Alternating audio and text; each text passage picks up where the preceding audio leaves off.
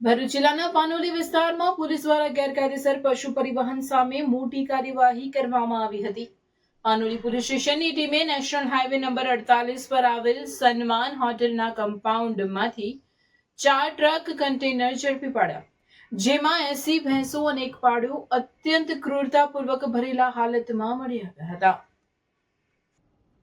ભરૂચ જિલ્લાના પાનોલી વિસ્તારમાં પોલીસ દ્વારા ગેરકાયદેસર પશુ પરિવહન સામે મોટી કાર્યવાહી કરવામાં આવી હતી. પાનોલી પોલીસ સ્ટેશનની ટીમે નેશનલ હાઈવે નંબર 48 પર આવેલ સન્માન હોટલના કમ્પાઉન્ડમાંથી 4 ટ્રક કન્ટેનર ઝડપી પાડ્યા, જેમાં 80 ભેંસો અને એક પાડો અત્યંત ક્રૂરતાપૂર્વક ભરેલા હાલતમાં મળી આવ્યા હતા. પોલીસને પેટ્રોલિંગ દરમિયાન વિશ્વસનીય બાતમી મળી હતી કે અંકલેશ્વરથી સુરત તરફ જતા માર્ગ પર ગેરકાયદેસર રીતે પશુઓનું પરિવહન કરવામાં આવી રહ્યું છે. બાતમીના આધારે પાનોલી પોલીસની ટીમ તાત્કાલિક સ્થળ પર પહોંચી હતી અને પંચોની હાજરીમાં 4 વાહનોની તપાસ હાથ ધરી હતી.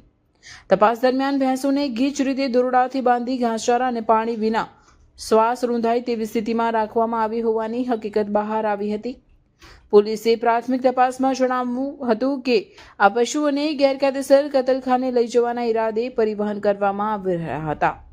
પોલીસે 4 વાહનો સહિત કુલ અંદાજે 40.60 લાખની મિલકત જપ્ત કરી છે. તમામ પશુઓને સલામત રીતે પાંજરાપોળ ખાતે મોકલવામાં આવ્યા હતા. ઘટના સ્થળ પરથી કેટલાક ડ્રાઈવરો અને ક્લીનરોને અટકાયત કરવામાં આવી, જ્યારે કેટલાક આરોપીઓ ફરાર હોવાનું જાણવા મળ્યું છે. આ મામલે પાનોલી પોલીસ સ્ટેશનમાં વિવિધ કલમો હેઠળ ગુનો નોંધી વધુ તપાસ હાથ ધરવામાં આવી હતી. સાંજે 8:30 વાગે મારા મોબાઈલ ઉપર અંગત બાતમીદાર થકી ફોનના માધ્યમથી જાણવા મળ્યું કે વડોદરા જિલ્લાના વલણ ગામ ખાતેથી 4 થી 5 કન્ટેનરોમાં એકદમ ખીચોખીચ, એકદમ દયનીય, શ્વાસ ન લઈ શકાય અને એકદમ ખીચોખીચ, એકદમ ભયંકર ક્રૂરતાપૂર્વક ઠાસીને અબોલ જીવોને બાંધી કન્ટેનરોની અંદર પેક કરી વલણથી વાયા સુરત ડિસ્ટ્રિક્ટ થઈ તાપી જિલ્લા પાસ કરી ગુજરાતના બાજુમાં આવેલ મહારાષ્ટ્ર રાજ્યના માલેગાંવ ખાતે આવેલા કતલખાના ફેક્ટરીમાં જવાની છે. જે અનુસંધાને મને ખબર પડતા મેં તાત્કાલિક મારી ટીમ વાપી, ચીખલી એમ કરી મારી ટીમ જોડે અમે ચીખલી, વાપીથી આવી આખી નાઇટ પેટ્રોલિંગ કરી અને ભરૂચ જિલ્લાના અંકલેશ્વર તાલુકામાં આવેલ પાનોલી ગામ ખાતે હોટલ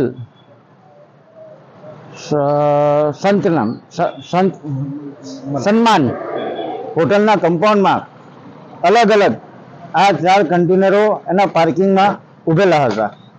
જે મને બાતમીદાર થકી જાણવા મળતા મેં તાત્કાલિક પોલીસ કંટ્રોલ રૂમમાં ફોન કરી પોલીસને બોલાવી અને 4 કન્ટેનર અને ટ્રક બતાવી કે આ નંબરની ટ્રક છે અને આમાં આટલા પશુ ભરેલા છે.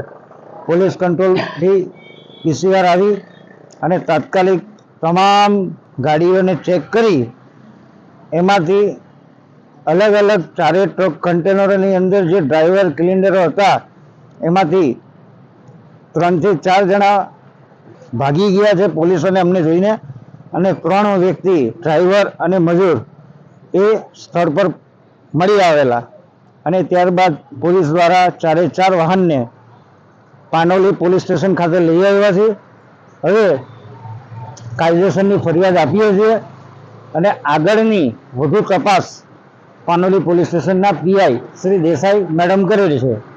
હવે આ તો અમે પકડી, પણ ગુજરાત રાજ્યમાંથી રોજના 50 થી 60 કન્ટેનરોમાં, પહેલા તો શું ટ્રકમાં લઈ જતા, ટેમ્પોમાં લઈ જતા, હવે કન્ટેનરો લઈ જાય, જેથી કોઈને ખબર ના પડે કે આ કન્ટેનરોમાં પશુ ભર્યા છે. આ એક દારૂ કરતા પણ ખરાબ અને ભયંકર ખૂબ મોટામાં મોટી તસ્કરી થઈ રહી છે. ગુજરાતનું અમૂલ્ય પશુધન જે આપણા ગુજરાત રાજ્યમાંથી બાજુના રાજ્ય એટલે કે મહારાષ્ટ્રમાં જાય છે અને ત્યાં કટિંગ થાય છે અને એ કટિંગ થયા બાદ એનું બીફ, એનું માંસ એ તમામ બહાર વિદેશોમાં એક્સપોર્ટ થાય છે. એ જગ જાહેર છે. જેથી આ મીડિયાના માધ્યમથી મારી પોલીસ પ્રશાસન અને ગુજરાત સરકારને એક વિનંતી છે કે આ એક તમામનું એક પ્રકારનું એક આ સૌથી મોટામાં મોટું દૂષણ અને ગેરકાયદેસર પ્રવૃત્તિ છે. આને તાત્કાલિક બંધ કરવામાં આવે એવી અમારી જીવદયા પ્રેમી તરીકે એક માંગણી છે. જય હિન્દ.